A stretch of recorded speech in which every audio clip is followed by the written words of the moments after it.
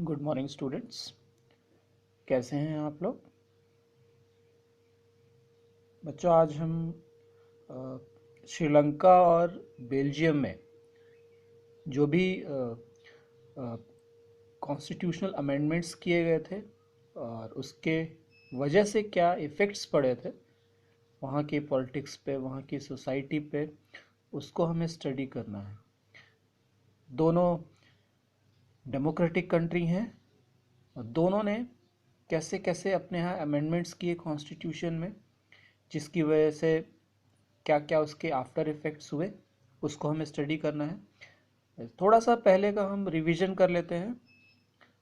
हमने previous lecture में ethnic composition पढ़ा था बेल्जियम का और श्रीलंका का। बेल्जियम में क्या था?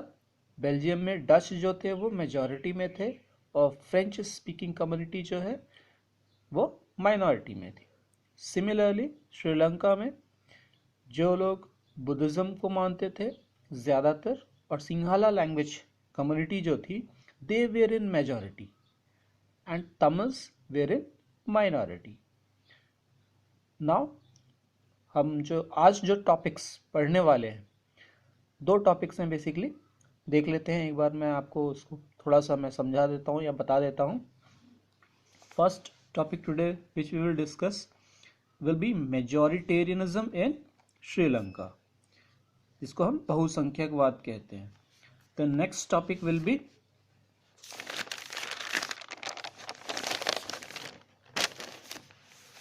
This accommodation in Belgium. एक एक करके दोनों टॉपिक्स को देखेंगे हम लोग और उसको समझने की कोशिश करेंगे। ठीक? Okay students, shall we start? Okay.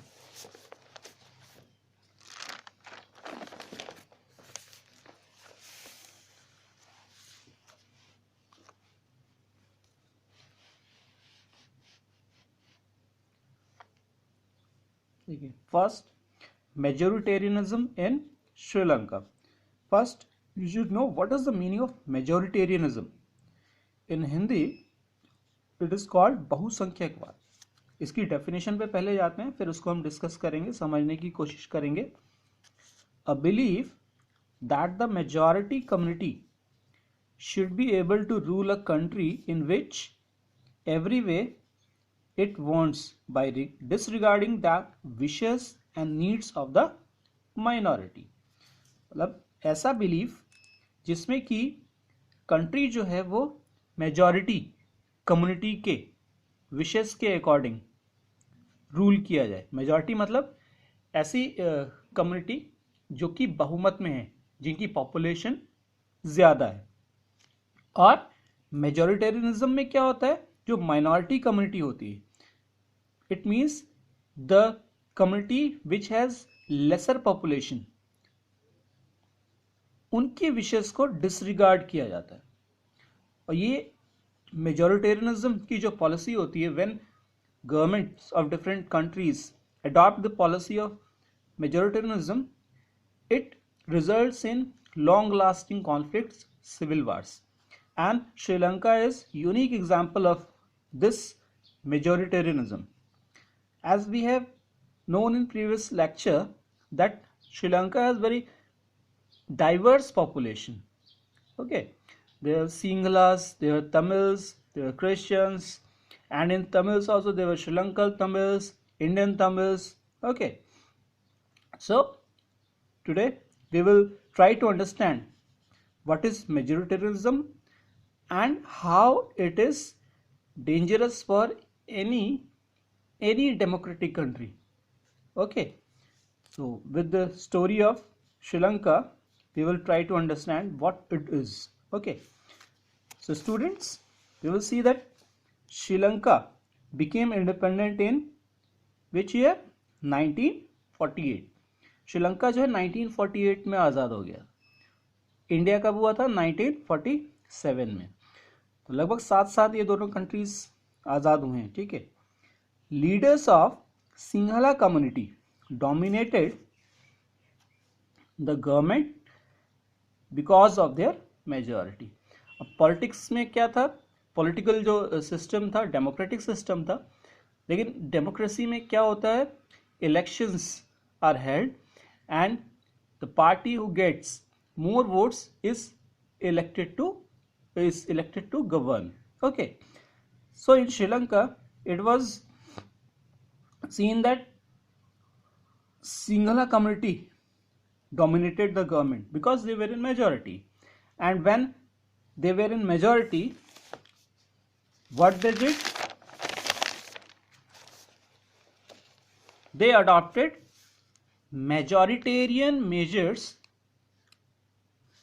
Okay, and since they were in lead, so we can say majoritarian measures by Sinhala leaders. Okay, what were the majoritarian measures? Majoritarian measures का मीनिंग ये है कि जो Sinhala community थी उसके benefit के लिए ही सारी पॉलिसीज को अडॉप्ट किया जाता था। जो माइनॉरिटी कम्युनिटी थी तमिल्स, उनके लिए ऐसा कुछ नहीं किया गया। What were some steps which were taken by Sinhala leaders? Uh, in 1956, Act was passed to recognize Sinhala as the only official language, disregarding Tamil. You know, students, कि लैंग्वेज को लेकर हम लोग कितने इमोशनल होते हैं, और ये इमोशंस ऑल ओवर वर्ल्ड सब अपनी भाषा से प्रेम करते हैं। लेकिन यहाँ क्या हुआ, जो सिंहला लीडर्स थे, सिंहला लैंग्वेज बोलने वाले, उन्होंने क्या किया, 1956 में एक एक्ट पास किया and they made Sinhala official language and they disregarded Tamil. Tamil को कोई भी ऑफिशियल लैंग्वेज का पोजीशन नहीं दिया गया। देन इन गवर्नमेंट पॉलिसीज क्या हुआ, in government policies government favoured Sinhala applicants for university positions and government jobs. ठीक है ना, गवर्नमेंट पॉलिसी में भी सिंहला लीडर्स क्या करते थे कि वो यूनिवर्सिटी की जो जॉब्स है या जो इंपॉर्टेंट गवर्नमेंट जॉब्स है, डिफरेंट जॉब्स, उसमें सिंहला कम्युनिटी के एप्लीकेंट्स को ज़्यादा फेवर करते थे, उनके साथ पार्शलिटी, मतलब उनको ज़्यादा फेवर दिया जाता था। तमिल्स को एक तरीके से डिसरिगार्ड किया जाता था, उनको बहुत ज़्यादा इम्पोर्टेंस गवर्नमेंट जॉब्स में और यूनिवर्सिटी पोजीशंस में, डिफरेंट सेगमेंट्स ऑफ गवर्नमेंट में, डिफरेंट ऑर्गन्स ऑफ गवर्नमेंट में बहुत ज़्यादा उनको रिप्रेजेंटेशन नहीं मिलती थी। Okay, then Sri Lankan constitution stipulated that government will protect Buddhism. This is also very important. हमने पहले क्या स्टडी किया था कि सिंहला कम्युनिटी के लोग कौन सा रिलीजन मानते थे, मेनली बुद्धिज्म। तो वहाँ की गवर्नमेंट ने, जो कि डेमोक्रेटिकली इलेक्टेड गवर्नमेंट थी, उन्होंने क्या स्टार्ट किया, बुद्धिज्म को प्रोटेक्ट करना स्टार्ट किया ऑफिशियली। लेकिन इससे क्या, इसका आफ्टर इफेक्ट क्या हुआ, तमिल्स जो थे वो ज़्यादातर हिंदू थे या मुस्लिम थे, उनको ये चीज़ बुरी लगने लगी। अब इससे क्या हो गया, इसका रिजल्ट क्या निकला इन सब पॉलिसीज का? Government measures increase the feeling of alienation among the Sri Lankan Tamils. तो श्रीलंकन तमिल्स जो थे, जो तमिल कम्युनिटी थी श्रीलंका में, वो अपने आप को अलग महसूस करने लगी। उनको लगने लगा कि गवर्नमेंट हमारे लिए कोई काम नहीं कर रही और हमारे लिए कोई भी स्टेप नहीं उठा रही, हमारे बेनिफिट के लिए, हमारे अपलिफ्टमेंट के लिए। Then afterwards feeling of discrimination among Tamils, denial of equal political rights, jobs and other opportunities. Tamils में डिस्क्रिमिनेशन की फीलिंग हुई, फैलने लगी, और उनको लगने लगा कि उनको जो है equal political rights, Sinhala community के लोगों के बराबर जॉब्स और दूसरी अपॉर्चुनिटीज जो हैं वो नहीं मिल रही, उनके साथ डिस्क्रिमिनेशन हो रहा है। ठीक है ना, जहां पे भी डिस्क्रिमिनेशन जैसी स्थिति होती है, डिस्क्रिमिनेशन मतलब भेदभाव। ओके, तो उससे क्या हुआ, डिस्क्रिमिनेशन, तमिल्स को ऐसा फीलिंग होने लगा कि उनके साथ डिस्क्रिमिनेशन हो रहा है। अब डिस्क्रिमिनेशन होने से क्या हो गया, rift increased between Singla and Tamil communities. Singla और तमिल कम्युनिटी के लोगों के बीच में एक खाई पैदा होने लगी धीरे धीरे, और तमिल जो पॉलिटिकल वर्कर्स थे या पॉलिटिकल पार्टीज थी जो पॉलिटिकली एक्टिव थी, उन्होंने क्या स्टार्ट किया, they started demand for recognition of Tamil as an official language, autonomy and equal rights were denied by the government. ठीक है ना।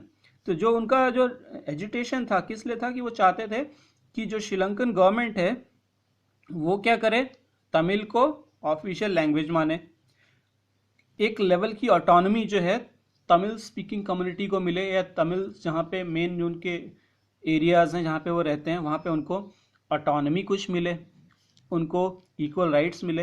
लेकिन ये जो डिमांड्स थी वो सिंघला गवर्नमेंट या हम कह सकते हैं ऑफिशियल जो श्रीलंकन गवर्नमेंट थी वो क्या कर रही थी, डिनाई कर रही थी, नहीं कर रही थी।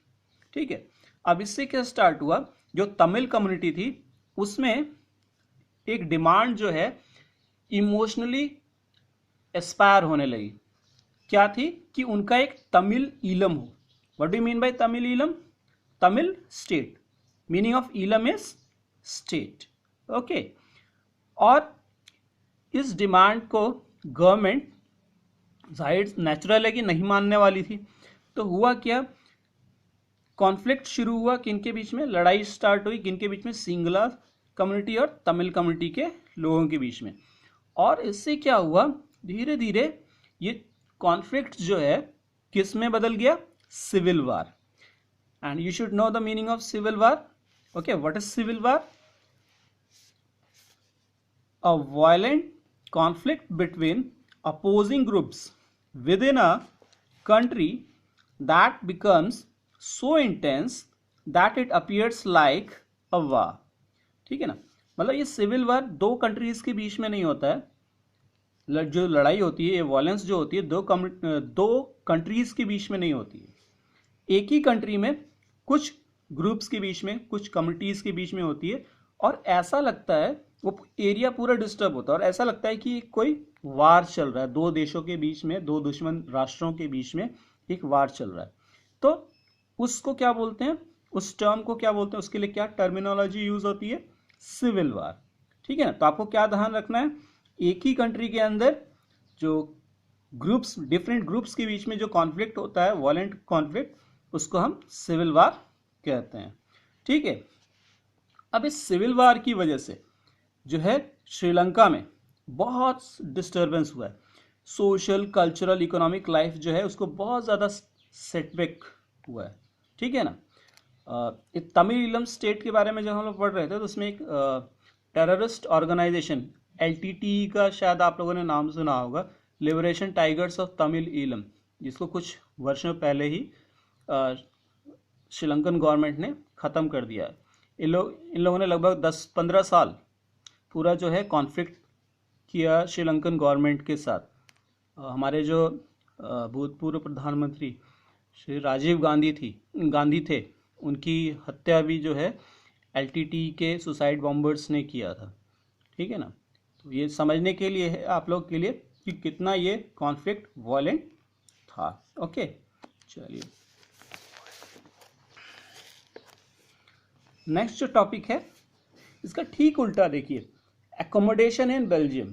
कहने का मतलब ये है कि बेल्जियम ने ठीक उल्टी पॉलिसी, बेल्जियम में भी डाइवर्स कम्युनिटी थी, डच लोग मेजॉरिटी में थे, लेकिन उनकी इकोनॉमिक कंडीशन बहुत अच्छी नहीं थी। किनके कंपैरिजन में, फ्रेंच कम्युनिटी के लोगों के, फ्रेंच लैंग्वेज बोलने वाले जो लोग थे उनके मुकाबले। लेकिन इन्होंने कौन सी पॉलिसी अडॉप्ट की, एकोमोडेशन की। एकोमोडेशन मतलब आवास देना एक तरीके से। कहने का मतलब ये कि सभी को साथ साथ लेके चलने की पॉलिसी, जो कि एक बहुत ही इनोवेटिव अप्रोच था जो वर्ल्ड में बहुत कम दिखता है, उसको बेल्जियम में अप्लाई किया गया, कॉन्स्टिट्यूशनल अमेंडमेंट्स किए गए और उससे जो है चेंज लाने की कोशिश की गई। और इसकी वजह से ये मॉडल यूरोप में, पूरे वर्ल्ड में इतना पसंद किया गया कि बेल्जियम की जो कैपिटल है ब्रुसेल्स, वहाँ पे हेडक्वार्टर है यूरोपियन यूनियन का, एस्टैब्लिश किया गया। ठीक है। तो यहाँ क्या हुआ वो हम देखते हैं। ठीक है। देखिए सबसे समझदारी जो है वहाँ के लीडर्स ने की। सबसे पहली समझदारी, Belgian leaders recognise the existence of regional differences and cultural diversities.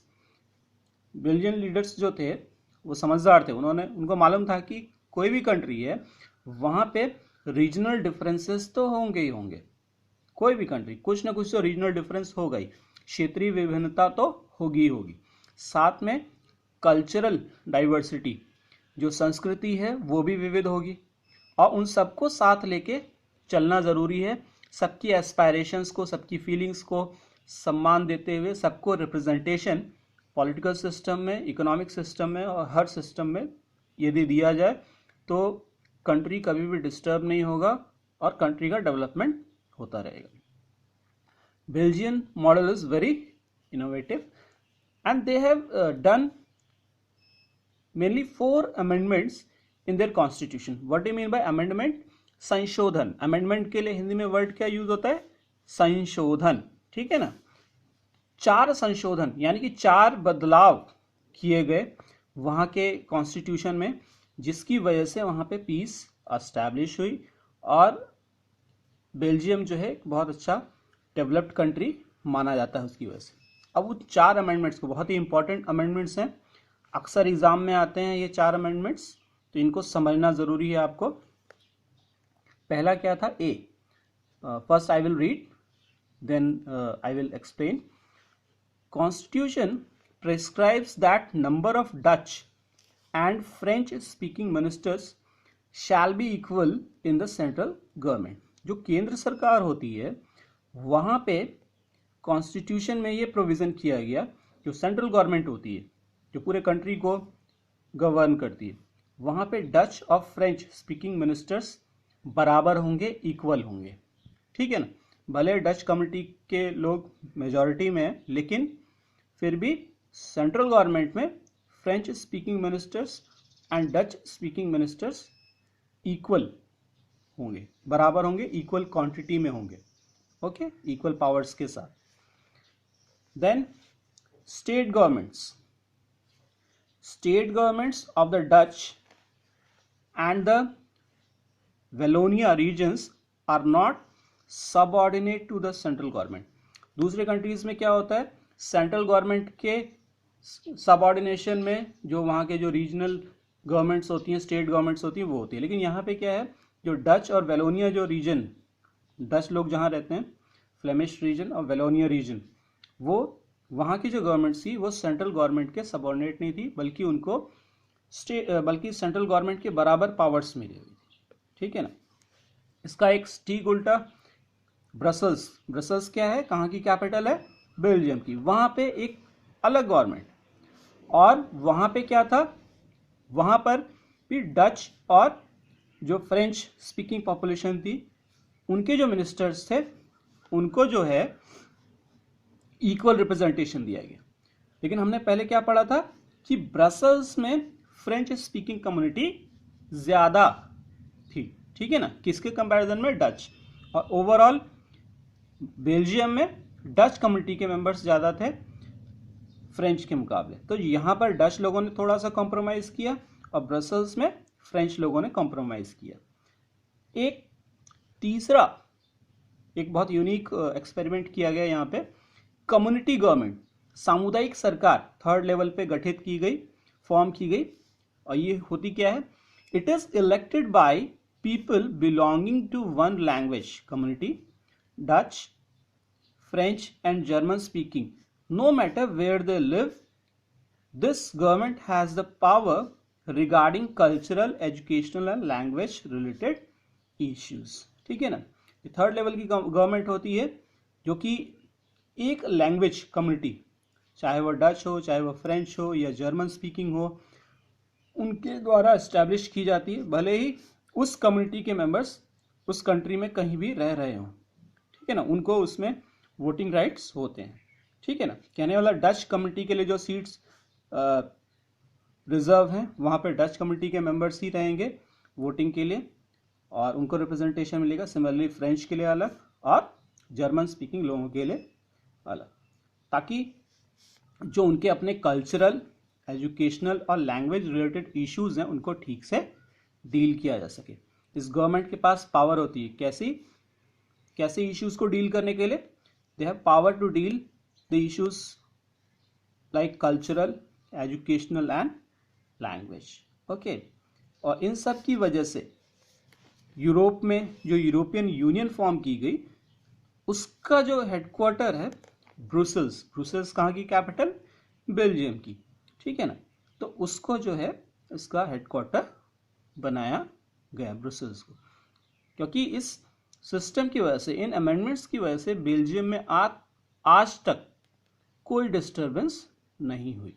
Okay, तो आई होप स्टूडेंट्स की आप लोगों को दो चीज़ें समझ में आई होंगी। और एक बार हम थोड़ा सा और समझ लेते हैं, एक बार हल्का सा रिवाइज कर लेते हैं हमने क्या क्या चीज़ें देखी। सबसे पहले तो हमने मेजॉरिटेरियनिज्म का मीनिंग समझा, ठीक है ना।